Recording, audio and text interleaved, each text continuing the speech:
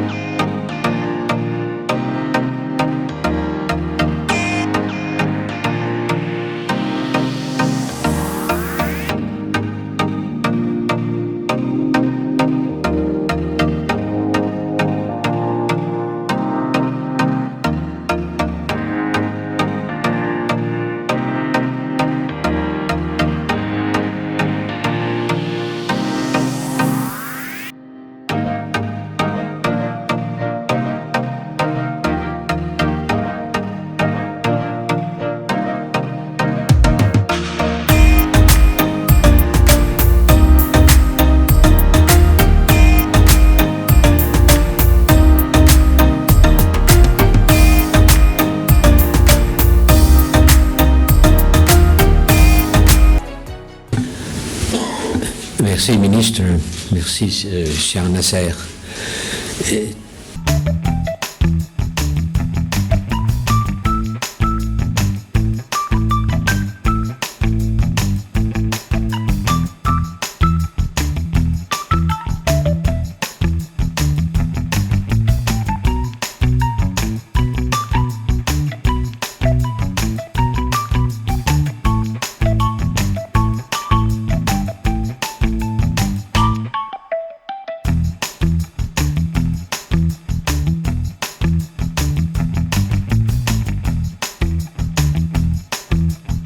C'était déjà trop long sans rendre visite au Maroc.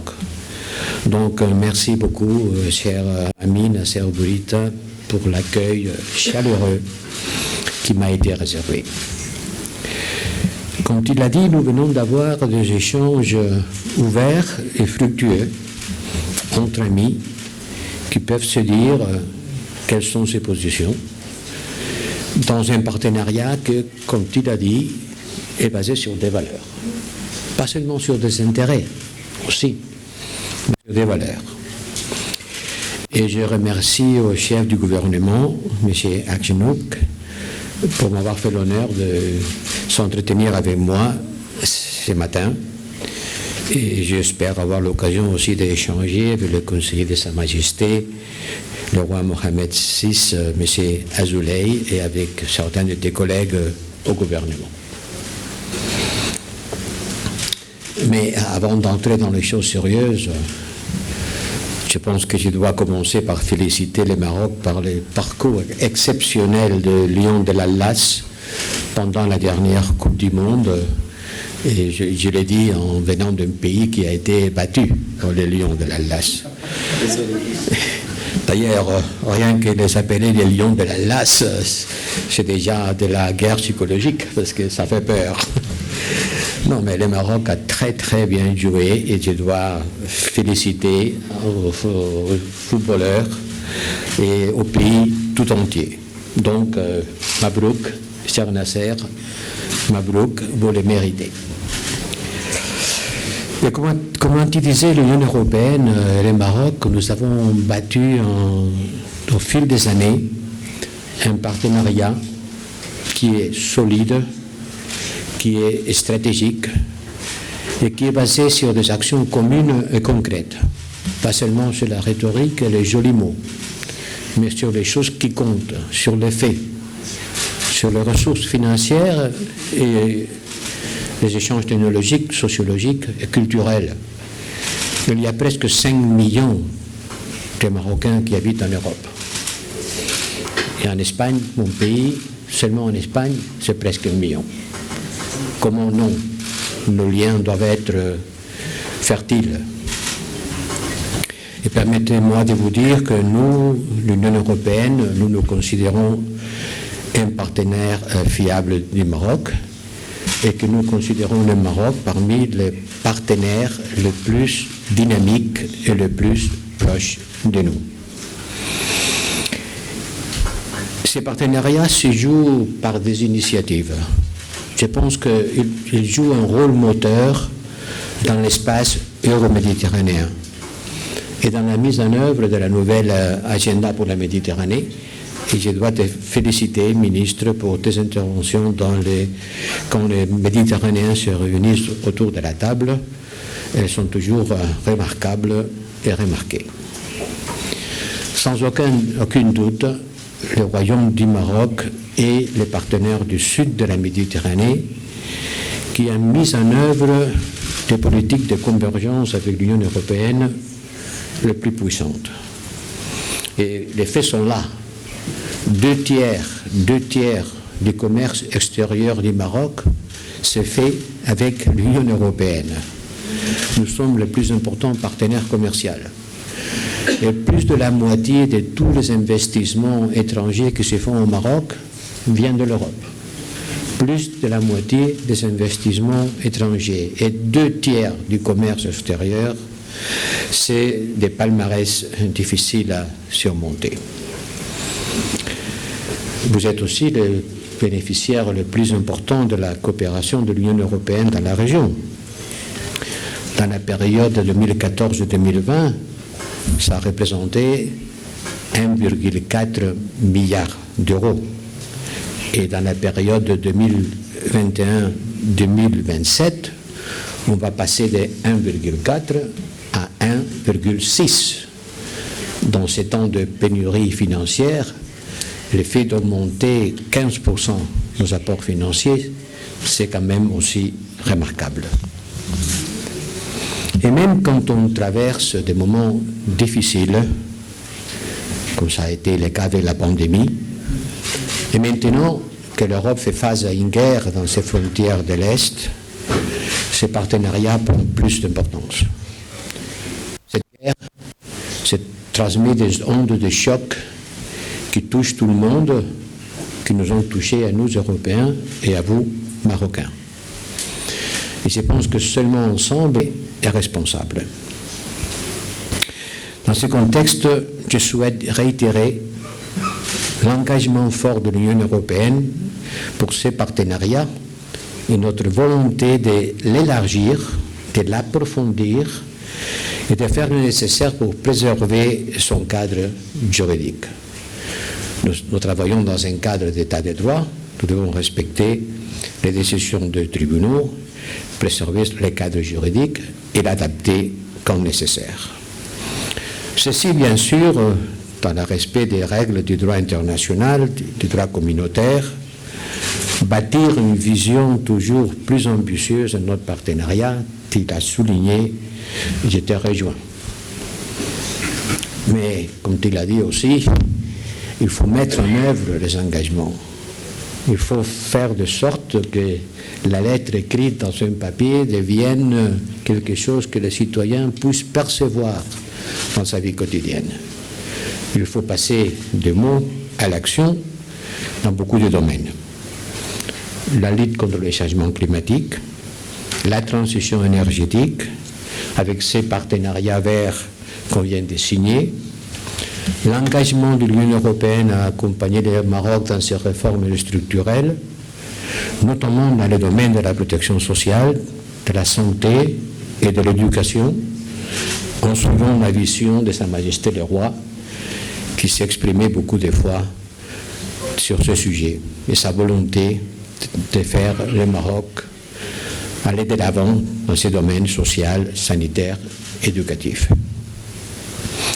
De la volonté de faciliter l'engagement de plus d'investisseurs européens au Maroc, de soutenir la jeunesse marocaine, du partenariat de longue date déjà de la gestion de la migration et de la réflexion en cours pour que notre coopération s'étende à de nouveaux domaines comme le numérique. Et permettez-moi que je profite de cette occasion pour féliciter le Maroc pour son élection au Conseil des droits de l'homme des Nations Unies. C'est une élection importante, dans une institution importante. C'est un mandat important qui comporte des responsabilités particulières en matière de promotion et protection des droits de l'homme. Et comme il a dit, vous y êtes attachés, nous y sommes attachés, nos partenariats se basent sur des valeurs nous attachons une grande importance à la protection des droits fondamentaux, des défenseurs des droits de l'homme, des droits fondamentaux comme la liberté de presse et d'expression, et nous travaillons ensemble avec les Maroc sur ce sujet. Nous avons aussi échangé sur les anciens et les nouveaux défis géopolitiques auxquels nous faisons face. Nous avons parlé du Maghreb, bien sûr, de la Libye, bien sûr. Là, le Maroc joue un rôle important. Sahel, on en parlera, de l'Iran, mais surtout, de l'événement pour les Européens le plus important de l'année qui vient de finir, et je crains fort qu'il le sera encore pour l'année qui commence. Je parle évidemment de l'agression injustifiée de la Russie contre l'Ukraine. Et voilà, la Russie, un pays membre permanent du Conseil de sécurité, a violé les principes fondamentaux de la Charte des Nations Unies.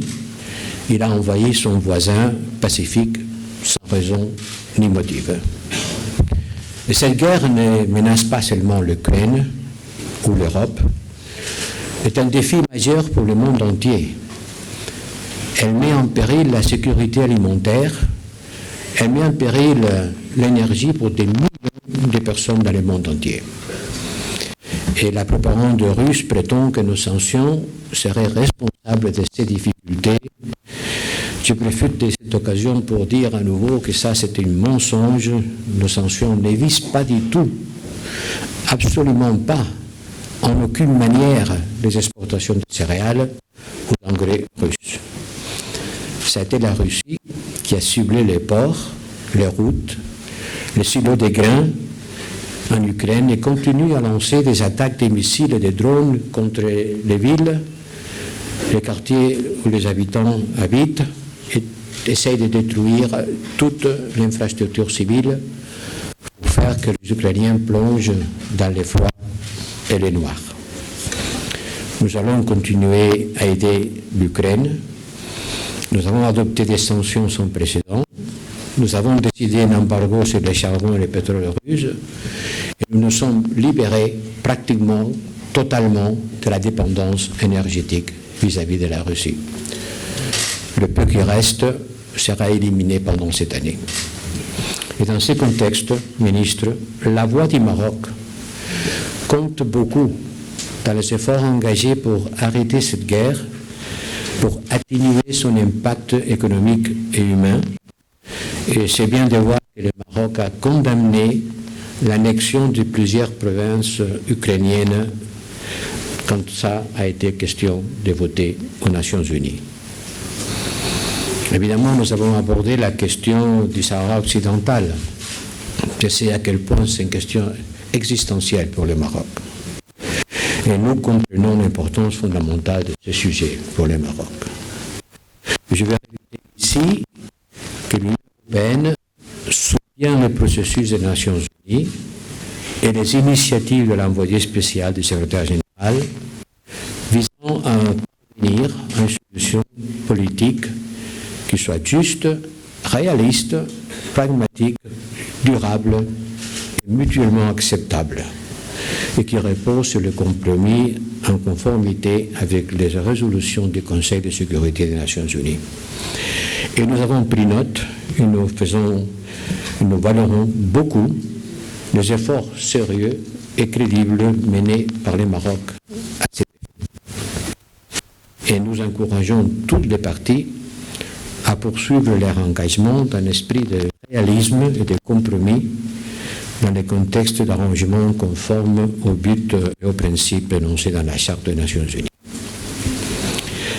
Évidemment, dans l'entretien que nous avons eu avec le ministre Bourita et aussi avec les chefs du gouvernement ce matin, nous avons évidemment abordé l'enquête en cours par des allégations de corruption contre des membres du Parlement européen dont la levée de l'immunité parlementaire a été demandée. Évidemment, nous sommes préoccupés par ces événements dont la presse s'est fait écho. Ils sont inquiétants et les accusations sont graves. La position de l'Union européenne est claire. Il ne peut pas y avoir d'impunité pour la corruption. Zéro tolérance pour ça.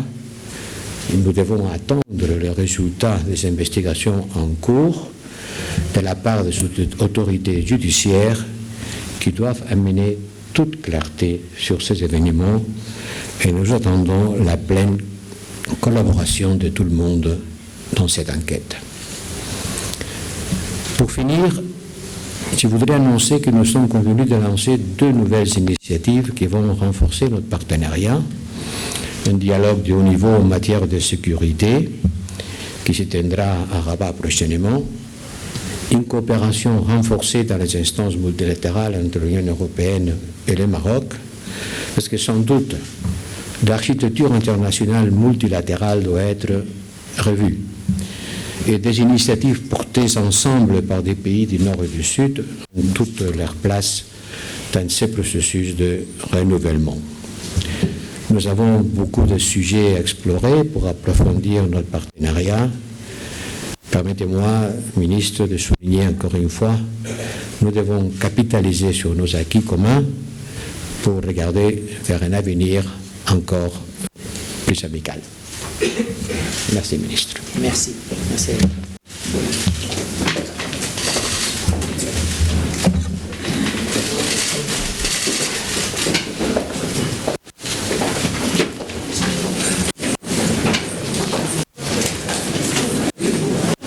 قبل ما تخرجوا ما تنسوش تابوناو في العشان يوتيوب وبارطاجيو الفيديو وديروا جيم وتابعوا الدار على مواقع التواصل الاجتماعي.